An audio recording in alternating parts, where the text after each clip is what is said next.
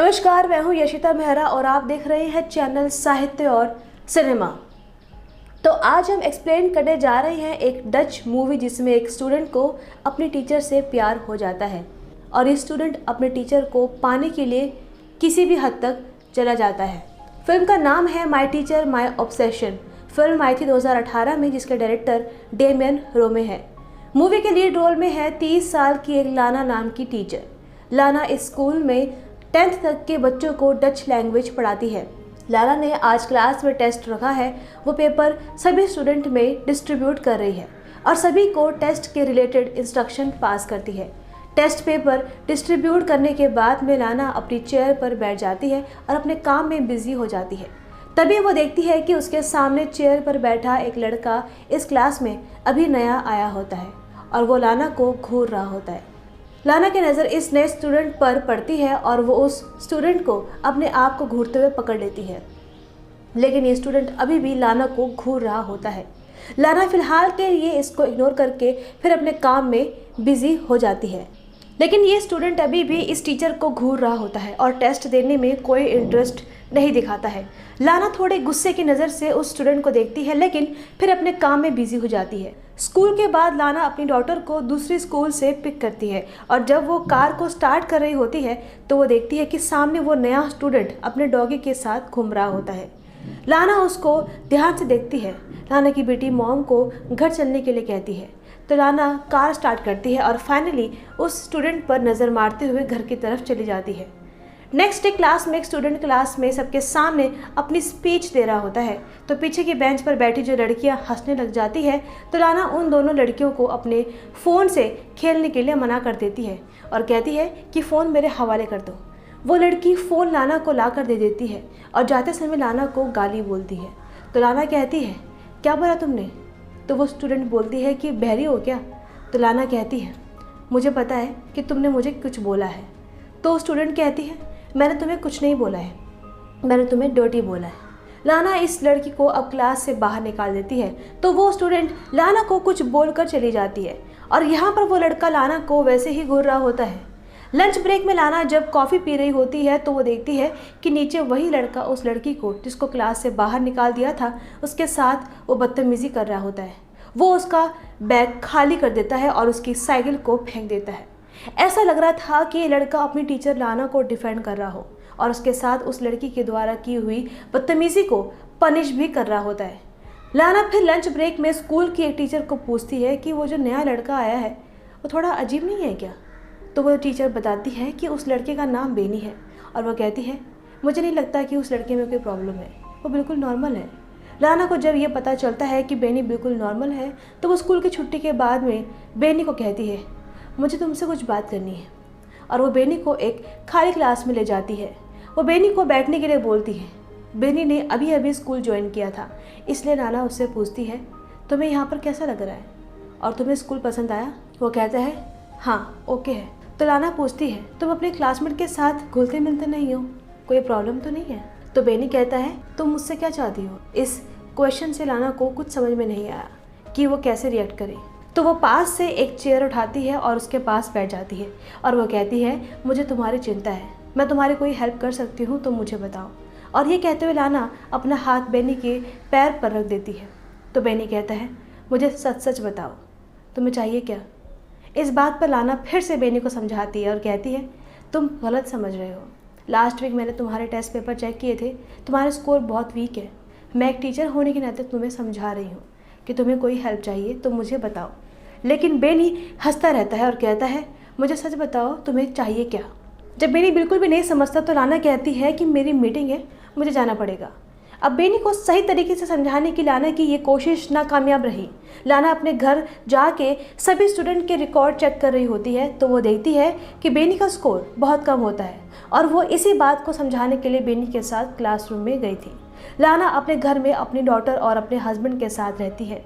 अगले दिन क्लासरूम में छुट्टी के बाद क्लासरूम से सारे स्टूडेंट चले जाते हैं तो लाना भी अपना बैग पैक करने लगती है और एक एक करके चीज़ें अंदर डालने लगती है।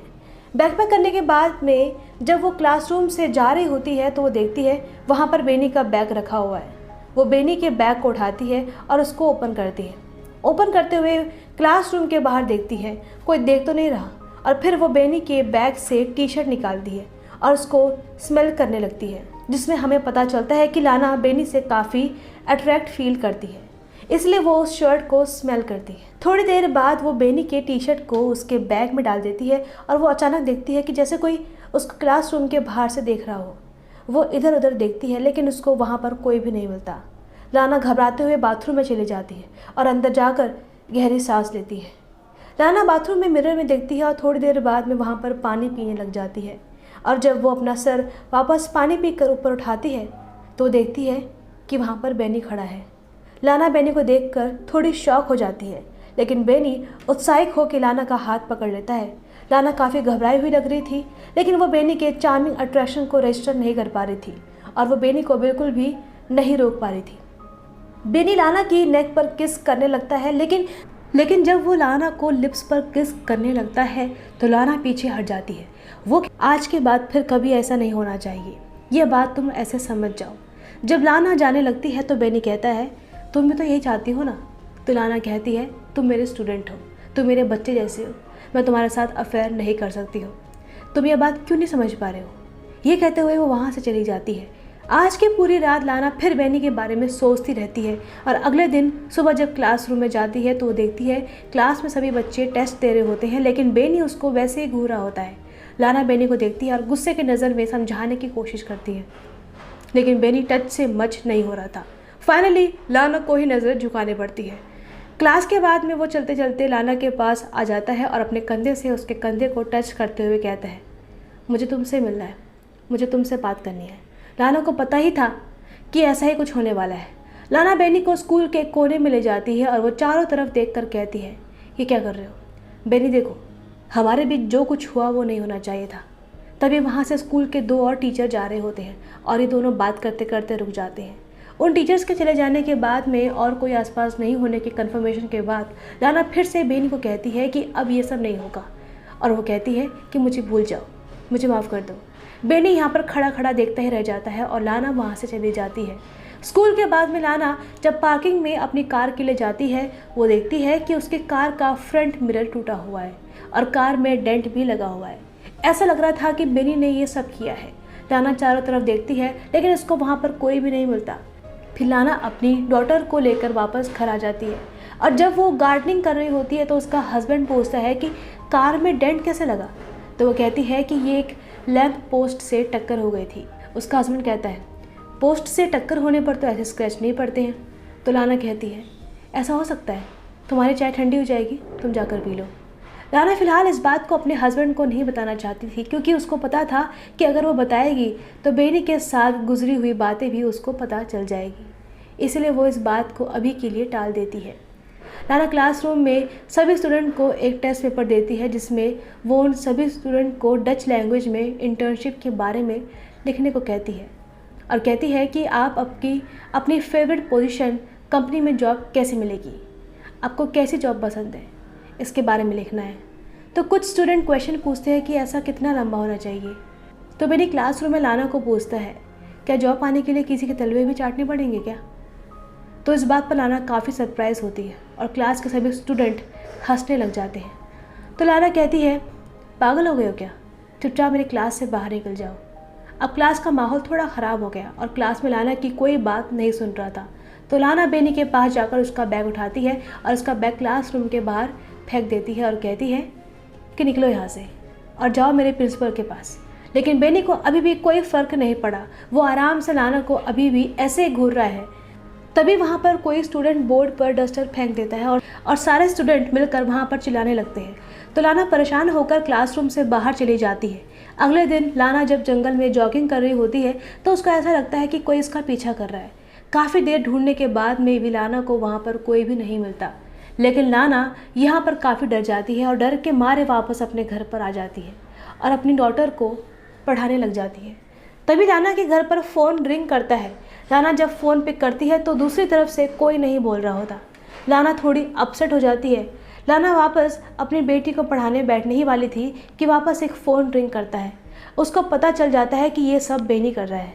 वो मन ही मन काफ़ी डर जाती है और टेलीफोन के रिसीवर को नीचे ही रख देती है। इस बात से लाना काफ़ी डर जाती है।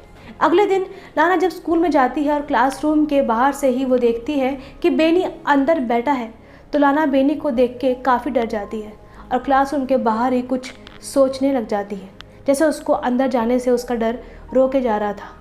लाना बेनी से इतनी ज़्यादा डर गई कि उसने रिसेप्शन पर जाकर आज के दिन स्कूल से छुट्टी ले ली और वो अपने घर पर चली जाती है और अपने हस्बैंड के साथ टाइम स्पेंड करती है। अगले कुछ दिनों तक लाना स्कूल से ऑफ ले लेती है। उसका रूटीन यही रहता है कि वो अपने हस्बैंड के साथ टाइम स्पेंड करती है। वो अपनी डॉटर को स्कूल से पिक एंड ड्रॉप करती है और अपने घर के पास ही लेक के सामने खड़ी होकर काफ़ी टाइम स्पेंड करती है। आज लाना अकेली ही एक आर्ट गैलरी में टाइम स्पेंड करने के लिए आई थी। इस मॉडर्न आर्ट को चाहने वाले बहुत कम लोग होते हैं, इसलिए गैलरी बिल्कुल खाली जैसी है। लाना की नज़र एक खास आर्ट पर चली जाती है और लाना इस आर्ट को बहुत ध्यान से देखती है। तभी उसको ऐसा लगा कि बेनी उसके पीछे आ गया है। लाना पीछे मुड़ के देखती है कि सच में ही बेनी वहाँ पर खड़ा होता है। लाना काफ़ी घबरा जाती है और आर्ट गैलरी से बाहर चली जाती है और सीढ़ियों से तेज़ी से नीचे उतरती है और आर्ट गैलरी के दूसरे रूम में चली जाती है। लेकिन वो देखती है कि यहाँ पर भी बेनी उसके पीछे पीछे आ गया है। लाना देखती है कि स्कूल में जो लड़का उसके पीछे पड़ा था, अब वो आर्ट गैलरी में भी उसका पीछा नहीं छोड़ रहा है। लाना बेनी से इतनी ज़्यादा डर गई है कि वो बेनी को डायरेक्टली फेस भी नहीं कर पा रही है और बेनी अपनी मस्ती में लाना के पीछे ऐसे चल रहा था जैसे वो कुछ गलत कर ही नहीं रहा था। लाना आर्ट गैलरी के एक कोने में जाकर खड़ी हो जाती है, लेकिन बेनी ठीक अब उसके पास में आकर खड़ा हो जाता है। लाना कुछ देर तक सोचती है और वो वहाँ से तेज़ी से जाने लगती है। लाना अब नीचे के फ्लोर पर जा रही है, लेकिन वो देखती है कि नीचे के फ्लोर पर बेनी ऑलरेडी पहुँच चुका है और वो भी अब लाना को सर्च कर रहा है। लाना इससे और डर जाती है और अब वो भाग के वापस ऊपर चली जाती है। लाना अब तेज़ी से लिफ्ट की तरफ बढ़ती है और लिफ्ट लेकर नीचे जाना चाहती है। लिफ्ट जैसे ओपन होती है, लाना जल्दी से लिफ्ट के अंदर चली जाती है, लेकिन इससे पहले कि लिफ्ट का दरवाज़ा बंद हो वहाँ पर भी बेनी आ जाता है और वो भी लिफ्ट के अंदर घुस जाता है। वहाँ पर लाना को पता नहीं क्या हो जाता है, लिफ्ट का दरवाज़ा ओपन होने के बावजूद भी लाना पीछे हट जाती है और जैसे बेनी को लिफ्ट के अंदर इन्वाइट कर रही हो, वो यहाँ से भागने की कोशिश नहीं कर पाती। वो फिज़िकली इतनी अट्रैक्टेड है कि उसके डार्क मैग्नेटिज्म को वो रजिस्ट ही नहीं कर पाती। बेनी कहता है कि आई मिस यू।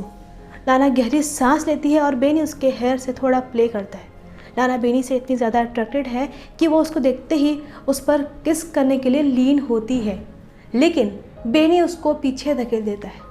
लाना को कुछ समझ में नहीं आता, वो पीछे हो जाती है और कुछ देर बाद में दोनों यहाँ पर इंटीमेट होते हैं। लाना की ज़िंदगी अजीब कश्मकश में उलझी थी कि उसकी बॉडी तो अब बेनी को चाहती है, लेकिन उसका दिमाग कहता है कि उसकी डॉटर और उसका हस्बैंड उसके लिए सबसे ज़्यादा इम्पॉर्टेंट है। कुछ दिनों तक इसी कश्मकश में रही कि अब वो क्या करे।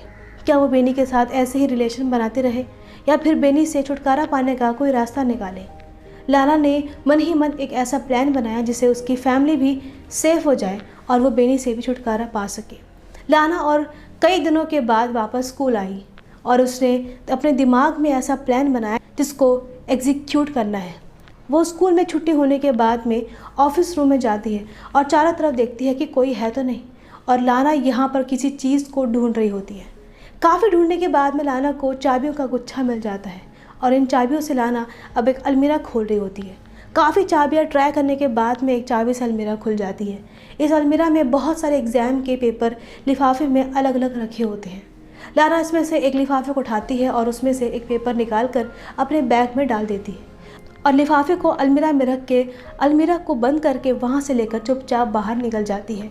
स्कूल में लंच ब्रेक चल रहा होता है तो लाना सभी स्टूडेंट के कोट चेक करती है और उसमें से बेनी का कोट फाइंड आउट करती है। उसमें अपने द्वारा चुराया हुआ पेपर बेनी के कोट के पॉकेट में डाल देती है और चुपचाप वहाँ से चली जाती है। अगले दिन लाना जब स्कूल में आती है वो बहुत खुश दिखाई देती है और देखती है कि बेनी का पेपर चोरी करने की वजह से पुलिस पकड़ के ले जा रही है। बेनी भी लाना को देख रहा होता है। वो देखता है कि लाना के चेहरे पर अजीब सा सुकून और अजीब सी स्माइल है।